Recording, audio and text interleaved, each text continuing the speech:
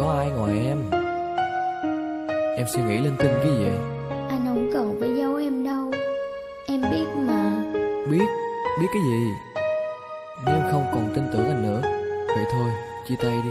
Cuối cùng anh cũng nói ra được câu này rồi. Thì chia tay.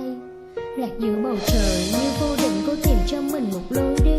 Khi niềm tin giờ không còn nữa, nhưng trái tim làm sao thua lý trí. Anh còn thương hay giả vờ tương tự như anh đủ lòng thương xót. Em đã không còn được sự nhẫn nại để chờ đến phút chót.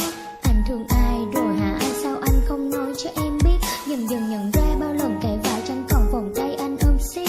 Quay mặt đi không hề thương xót, mặc kệ em đứng khóc như mưa. Anh sẽ không bao giờ làm em khóc. Tại sao người không tròn lời hứa? Cành hồng kia vẫn còn trong tủ kèm theo dòng chữ anh yêu em. Nhưng rồi thời gian cành hoa tàn úa theo từng giọt nước mắt trong đêm. Cũng như tình yêu phút đầu rất đẹp rồi dần dần nhạt theo thời gian. Bao lần giận hờn rồi cãi vã em nào đâu hay người trang ngang. Càng vội yêu càng vội vàng xa để lại trong tim nghìn vết xước. Ký ức ngọt ngào giờ không đầy máu, em không thể yêu thêm người khác được. Biết rằng anh đang yêu người khác nhưng tại sao lòng còn chấp niệm. Chấp nhận rằng người không yêu em nữa. Mày đừng đau nữa mà tim mà. Thương ai rồi sao anh không nói? Vì đang thương hại em chăng? Tại sao anh gieo cho em hy vọng rồi bắt em chờ trong nước mắt? Tại sao anh mau thay lòng đổi dạ hay em chẳng bằng như người ta? Trăm nghìn rối ren không lời giải đáp. Tại sao anh ác như vậy hả? Anh thương ai rồi sao anh không nói? Vì đang thương hại em chăng? Tại sao anh gieo cho em hy vọng rồi bắt em chờ trong nước mắt?